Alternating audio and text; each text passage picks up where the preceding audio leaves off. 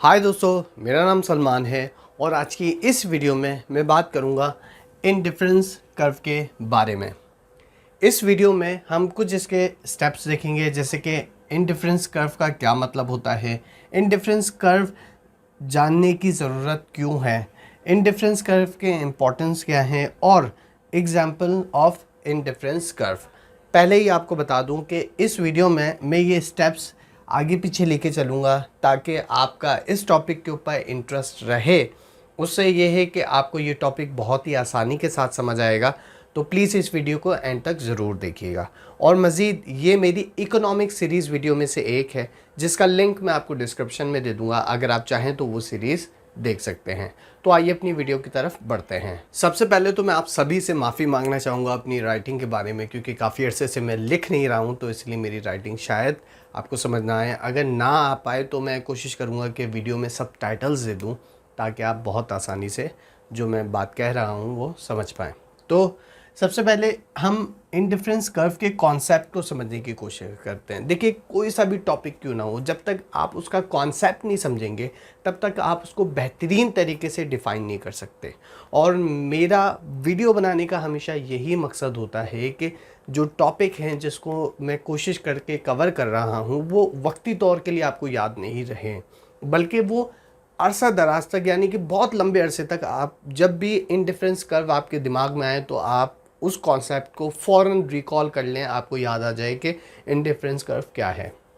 तो इसके कॉन्सेप्ट को समझते हैं। अब मान लीजिए कि मैं मार्केट में गया, या फिर मैं मार्केट में गया, मैंने बहुत सारी शॉपिंग करी और मुझे भूख लगना शुरू हो गई।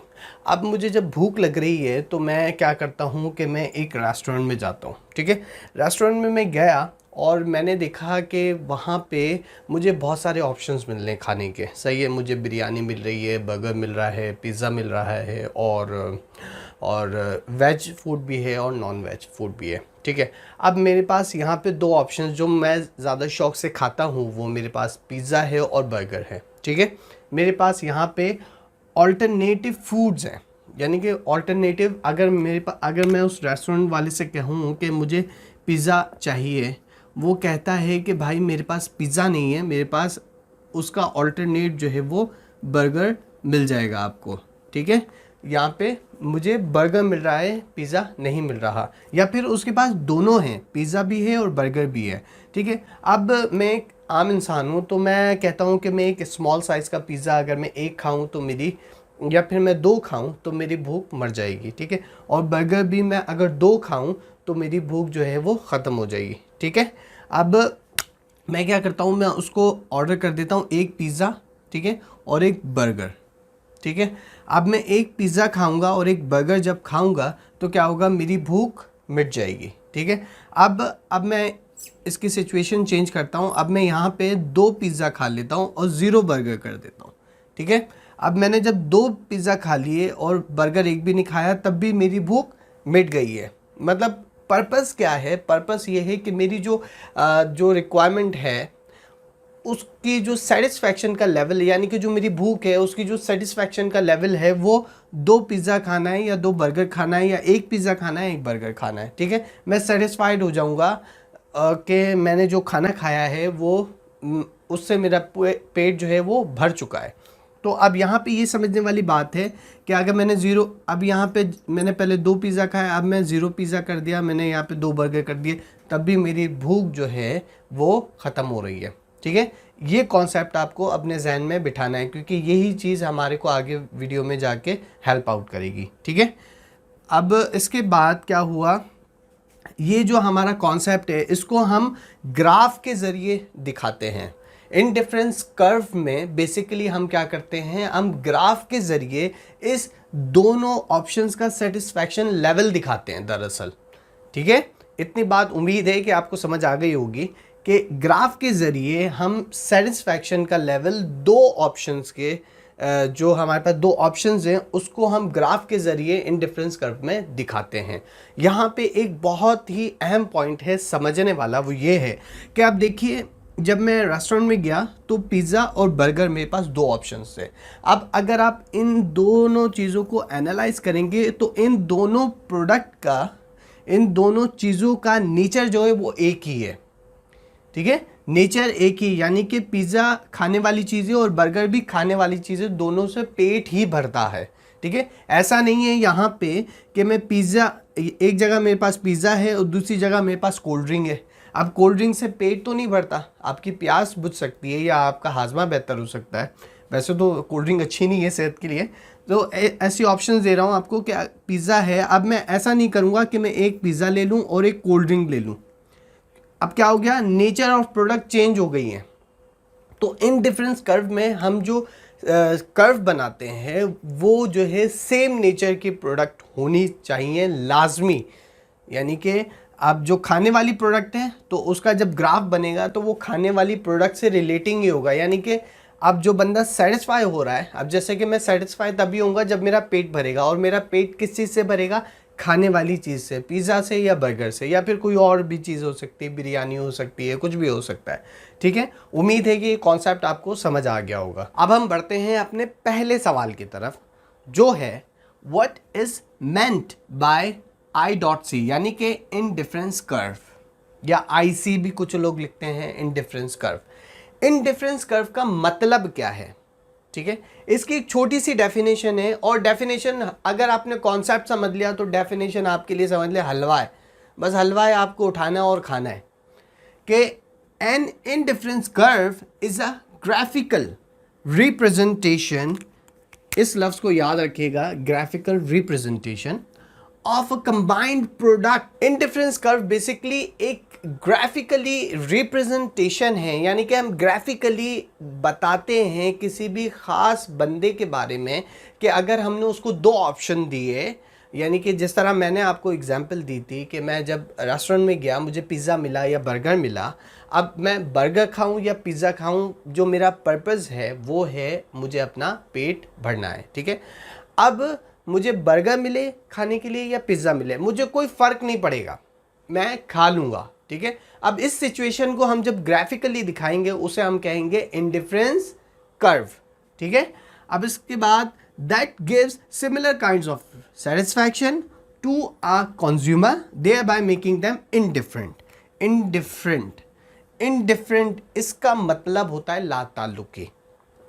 अब जिस तरह मैंने आपको बताया, मैं रेस्टोरेंट में गया, मुझे पिज़्ज़ा मिला या बर्गर मिला, मुझे कोई फ़र्क नहीं पड़ता, मेरा जो पर्पस था, और मुझे दोनों पसंद थे, तो मेरा जो पर्पस था वो मुझे खाना खाना था, तो मैं पिज़्ज़ा खाऊं या बर्गर खाऊं, इस चीज़ से मुझे कोई फ़र्क नहीं पड़ता। अब जो हमने बात करी कि हम इनडिफरेंस कर्व में बेसिकली ग्राफिकली रिप्रेजेंट करते हैं उस सिचुएशन को जो कि एक कंज्यूमर के साथ हो रही है या हो चुकी है या होगी, ठीक है। अब ग्राफिकली हम उसको कैसे जो है वो रिप्रेजेंट करते हैं, हमने एक ग्राफ बनाया, ठीक है।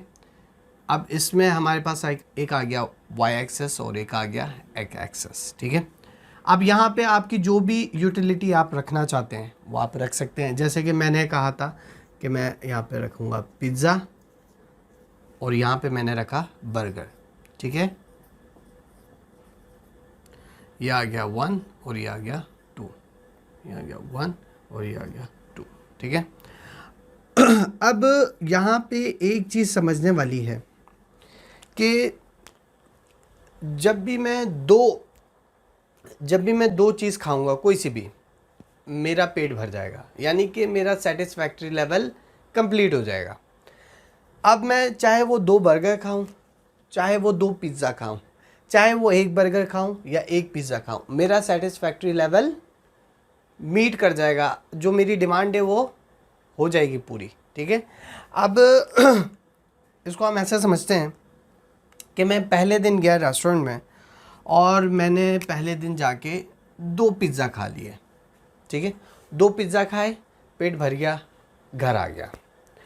दूसरे दिन गया, दूसरे दिन मैंने 1 पिज़्ज़ा खाया और 1 मैंने बर्गर खा लिया। 2 चीज़ें खानी है ना, 1 पिज़्ज़ा खाया, 1 बर्गर खाया, सेटिस्फैक्ट्री लेवल, पेट भर गया, घर आए, डकार मार के सो गए। नंबर 3, तीसरे दिन गया, 2 बर्गर खाए, पिज़्ज़ा 1 भी नहीं खाया, सेटिस्फैक्ट्री लेवल हो गया। 2 चीज़ें खा ली, सेटिस्फैक्ट्री लेवल मीट कर गया। अब यहाँ पे ये समझने वाली बात है वो ये है कि देखिए, जब मैंने 2 बर्गर खा लिए तो मैं पिज़्ज़ा एक भी नहीं खा रहा, यानी कि जब ये बढ़ रहा है तो ये कम हो रहा है। ऐसी है ना, ये जब बर्गर मैंने 2 खा लिए तो पिज़्ज़ा एक भी नहीं खाया। लेकिन जब मैं पहले दिन गया 2 पिज़्ज़ा खाए, बर्गर एक भी नहीं खाया, बर्गर था 0। और तीसरे दिन जब मैंने 2 बर्गर खाए तो पिज़्ज़ा था 0। ठीक है, अब जब x बढ़ेगा तो y कम होगा, सही है, और जब y बढ़ेगा तो x कम होगा। ये बस अपने जहन में बिठा लें कि कोई सी भी जब एक चीज़ बढ़ेगी तो दूसरी खुद ही कम होगी, और जब एक चीज़ बढ़ेगी तो दूसरी खुद ही कम हो जाएगी। ठीक है, मतलब हमें यहाँ पे सेटिस्फैक्ट्री लेवल देखना है कि हमारा पेट कहाँ पे भर रहा है। हमारा 2 बर्गर खा के जब पेट भर गया तो हमें पिज़्ज़ा खाने की ज़रूरत ही नहीं है, और जब हमारा पिज़्ज़ा खा के पेट भर गया तो हमें बर्गर खाने की ज़रूरत ही नहीं है। इसी को हम जब ग्राफिकली दिखाते हैं तो उसे हम कह देते हैं इंडिफरेंस कर्व। बस बहुत आसान सा कॉन्सेप्ट है, ये अपने जहन में बिठा लें आप। ठीक है, अब जब मैं इस कर्व को ड्रॉ करूंगा तो अब देखिए ये मेरे पास आ गया कर्व ऐसा, सही है। पहला दिन, दूसरा दिन, तीसरा दिन, x बढ़ा y कम हो गया, y बढ़ा x कम हो गया, और एक दिन मैंने दोनों एक एक खा लिए। ठीक है, उम्मीद है कि ये आपको समझ आ गया होगा। अगर नहीं आया तो कोई मसला नहीं, कमेंट सेक्शन में ज़रूर बताना, आपका भाई दोबारा ड्रॉ करके दिखाएगा, टेंशन नहीं है। ठीक है, अब हम बढ़ते हैं अपने नेक्स्ट पॉइंट की तरफ, जिसमें हम बात करेंगे importance of indifference curve. Indifference curve की अहमियत क्या है, बहुत ही आसान लफ्ज़ों के अंदर अगर समझाऊं शॉर्ट में, वो ये है कि कोई सी भी सेम नेचर की 2 प्रोडक्ट मार्केट में किस तरीके से बिहेव कर रही हैं, उसको हम ग्राफिकली जब दिखाते हैं उसे हम कहते हैं इंडिफरेंस कर्व की इंपॉर्टेंस। सिंपल, बहुत आसान लफ्ज़ों के अंदर। अब इसको हम ग्राफिकली समझने की कोशिश करते हैं। ठीक है, अब देखिए मैंने बनाया एक ग्राफ, सही है, ग्राफ बना दिया। अब इसमें ये आ गया हमारे पास y एक्सिस और ये आ गया हमारे पास x एक्सिस। ठीक है, ये आ गया 0, ये आ गया 1 2 3 4, 1 2 3 4। ये मैं इसलिए ड्रॉ कर रहा हूँ ताकि आपको समझने में आसानी हो, अदरवाइज मैं पहले ड्रॉ करके फिर आपको समझाता समझ नहीं आता। ठीक है, अब मुझे नहाना है, मैं गया दुकान वाले के पास, मैं गया मार्केट में। अब बॉटल तो मैं ख़रीद नहीं सकता शैम्पू की, तो मैं साशे में उसको कन्वर्ट कर देता हूँ कि मुझे साशे ख़रीदने, और मुझे ख़रीदने 4 साशे खरीदने हैं कोई सी भी कंपनी के, लेकिन वो 2 होनी चाहिए, ऑप्शनली 2 कंपनी होनी चाहिए। एक कंपनी हम उठा लेते हैं for example head and shoulder, ठीक है, शॉर्ट में लिख रहा हूँ। ठीक है, और एक हम उठा लेते हैं पैंटीन, पी। ठीक है, head and shoulder and Pantene. यहाँ पे हमारे पास है हेड एंड शोल्डर, एक्स एक्सेस में हमारे पास हेड एंड शोल्डर है, और वाई एक्सेस में हमारे पास हेड एंड शोल्डर है, एक्स एक्सेस में हमारे पास है पैंटीन, पी। ठीक है, अब यहाँ पे मैं पहले दिन गया मार्केट में, और मैंने, क्योंकि मुझे टोटल 4 साशे चाहिए नहाने के लिए, तो अब मैंने दो ख़रीदे हेड एंड शोल्डर के और 2 ख़रीदे मैंने पैंटीन के।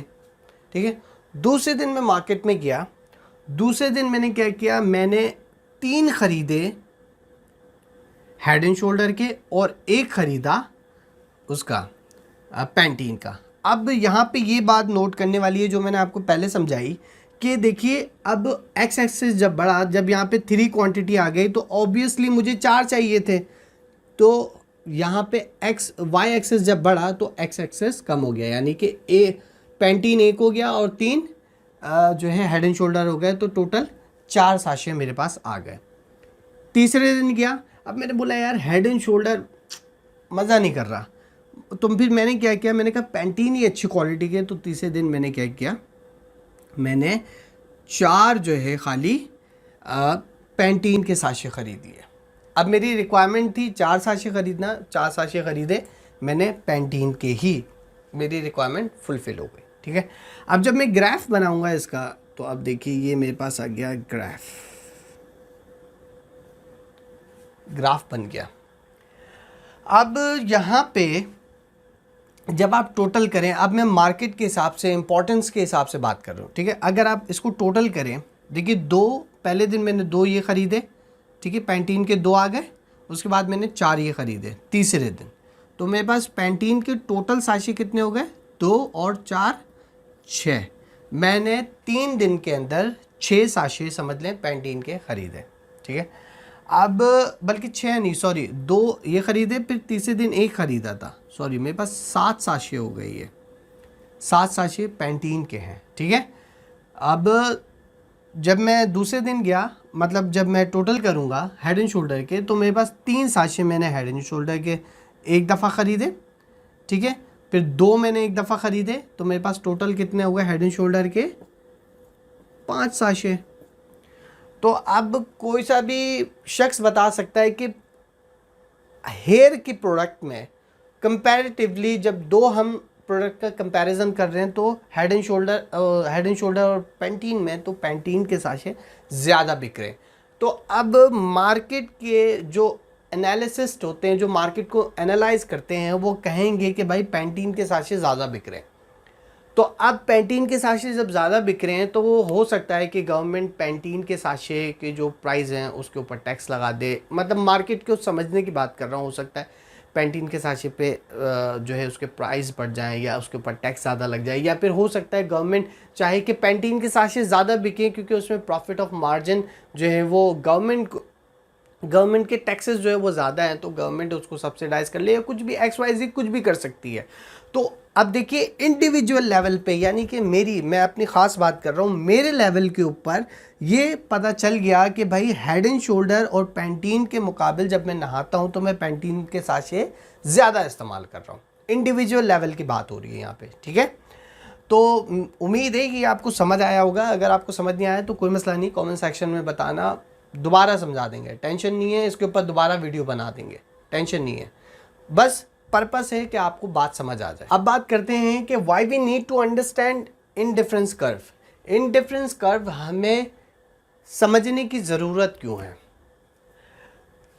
N indifference curve shows a combination of 2 goods in various quantities that provides equal satisfaction to an individual. Indifference curve में हम ग्राफिकली इस चीज़ को देखते हैं कि जो कि इक्वल सेटिस्फैक्शन देती है किसी भी इंडिविजुअल को। जैसे कि मैंने आपको शैम्पू की मिसाल दी, मैंने आपको पिज़्ज़ा और रेस्टोरेंट की मिसाल दी। अब इसी तरीके से हम एक मिसाल ले लेते हैं कि हम जाते हैं मार्केट में, और मार्केट में हमें कपड़े ख़रीदने हैं, ठीक है। अब जो कपड़े ख़रीदने का जो मेन पर्पस है वो है अपने जिस्म को ढांपना, सही है ना। अब जब हम अपने जिस्म को ढांपते हैं तो हमें हमारी रिक्वायरमेंट जो है वो फुलफ़िल हो जाएगी। अब जिस्म ढांपने के लिए हम यहाँ पे रख लेते हैं शलवार कमीज़, सही है, ठीक है। हम इसको शॉर्ट में लिख लेते हैं यार, एस शलवार कमीज़, और ये हमारी आ गई जीन्स एंड टी शर्ट, ठीक है। यहाँ पे हमारी जीन्स टी शर्ट आ गई या फिर शलवार कमीज़ आ गई, ठीक है। अब मैंने क्या किया, मुझे चाहिए 3 सूट, ठीक है। अब मैंने क्या किया, मुझे क्योंकि 3 सूट चाहिए तो मैंने एक इसका ले लिया, एक मैंने 2 शलवार कमीज़ ले लिए, और एक मैंने जो है वो जीन्स टी शर्ट ले ली, ठीक है। और मैंने उसी दिन उसी मार्केट में मैंने क्या किया, मैंने एक जो है वो बल्कि 3 शलवार कमीज़ और ले लिए, ठीक है। इसको थोड़ा इधर कर देते हैं ताकि कर्व बनाने में आसानी हो, सही है। और फिर मैंने 3 यानी कि 3 मैंने जीन्स टी शर्ट और ले लिए, यानी कि मेरे पास इन टोटल कितने हो गए, 2 शलवार कमीज़, 3 और 2 5 शलवार कमीज़ हो गए मेरे पास, सही है। और यहाँ पे 1 और 3 4 मेरे पास वो हो गए जीन्स टी शर्ट, ठीक है। और ये हमारा ग्राफ बन गया, ठीक है। पर्पस क्या था, अपना जिस्म ढांपना, सही है। सेटिस्फैक्ट्री लेवल आ गया भाई, मैंने क्या किया, सेटिस्फैक्ट्री लेवल मीट कर गया क्योंकि मैंने शलवार कमीज़ दोनों ले लिए, सेम नीचे की प्रोडक्ट है, ठीक है। मेरे पास 5 शलवार कमीज़ हो गए और 4 जीन्स टी शर्ट हो गई, ठीक है। अब यहाँ से हमें ये भी पता चल गया कि शलवार कमीज़ जो है इंडिविजुअल लेवल के ऊपर ज़्यादा पहने जा रहे हैं और जीन्स टी शर्ट कम पहनी जा रही हैं, ठीक है। बहुत ही आसान है कि इसके ज़रिए हमें ये पता चलता है कि सेम नीचे की प्रोडक्ट जब ऑल्टरनेटिवली इस्तेमाल की जा रही हैं तो उसमें से बेहतर प्रोडक्ट कौन सी परफॉर्म कर रही है और लोग कितना सेटिस्फाइड हैं उस प्रोडक्ट से, ठीक है। अब आखिर में एग्जांपल्स ऑफ इनडिफरेंस को हम देखेंगे। अब आप सोचे होंगे कि इनडिफरेंस की एग्जांपल किस लिए, क्योंकि मैं पहले भी आपको कुछ पॉइंट्स में जो है वो एग्जांपल्स के ज़रिए समझाने की कोशिश कर चुका हूँ। तो वो एग्जांपल्स मैंने इसलिए दी थी ताकि आपको जो है इनडिफरेंस का कर्व जो है वो ज़्यादा देर तक याद रखे और हर पॉइंट जो है एग्जांपल के साथ ही समझने में ज़्यादा आसानी से समझ आता है। तो अब इसकी बहुत छोटी सी, मैं इसको ज़्यादा ड्रैग नहीं करूँगा, खींचूँगा नहीं। तो आप, और ये नॉर्मल इंसान के ऊपर ही हम रख के देखेंगे। मतलब आप समझ लें आप मार्केट में गए हैं और मार्केट में जाने के बाद आपको पता चलता है आपके पास सिर्फ 100 रुपये रखे हुए हैं। अब उस 100 रुपये में आपको भूख लग रही है बहुत सख्त वाली, आप बेहोश हो जाओगे अगर आप खाना नहीं खाओगे, और आप ये भी चाह रहे हैं साथ में कि यार मैं जो भी खाना खाऊं उससे मेरी सेहत भी बने और मेरी भूख भी मिट जाए। डीप फ्राइड चीज़ें नहीं खाऊंगा, रोल समोसे पकौड़े और जो है बेक हुई हुई चीज़ें नहीं खाऊंगा। तो अब आप डिसाइड करते हैं कि यार मैं फल खा लेता हूँ और उस फल से जो है मेरी भूख भी मिट जाएगी और मुझे सेहत भी मिलेगी। अब उस 100 रुपये में ही आपको 2 ऑप्शंस मिल जाते हैं, यानी कि 100 रुपये पर किलो आपको सेब भी मिल रहा है और उसी स्टोर में आपको 100 रुपये पर किलो मैंगो मिल रहा है। दोनों जो है आपकी same level of satisfaction meet करेंगे, यानी कि दोनों से आपकी भूख भी मिटेगी, आपकी सेहत भी बनेगी। अब यहाँ पे आप क्या चूज़ करेंगे खाना, ये कमेंट सेक्शन में बताइएगा। इसका ग्राफ मैं इसलिए नहीं बना रहा क्योंकि मैं चाहता हूँ कि ये ग्राफ आप खुद ड्रॉ करें और ये ज्यूम कर लें कि आप पहले दिन गए, आपने जो है वो 100 रुपये में ही अपनी भूख मिटानी है, मैंगो भी, एप्पल भी, और इसके 3 दिन के आप ग्राफ बना के मुझे कमेंट सेक्शन में बताना कि आपको समझ आया या नहीं आया। अब नेक्स्ट वीडियो में हम प्रॉपर्टीज़ ऑफ इनडिफरेंस कर्व को जो है वो देखेंगे। लेंथी नहीं, छोटी सी वीडियो होगी और उम्मीद करता हूँ कि ये वीडियो आपको समझ आई होगी। अगर वीडियो में कुछ भी समझने में मुश्किलात या परेशानी हुई प्लीज़ कमेंट सेक्शन में ज़रूर बताना, और वीडियो पसंद आई तो वीडियो को लाइक और चैनल को सब्सक्राइब करें, और इकोनॉमिक्स की सीरीज़ जो है वो देखना मत भूलिएगा। अपना बहुत ख्याल रखिएगा। अल्लाह हाफ़िज़।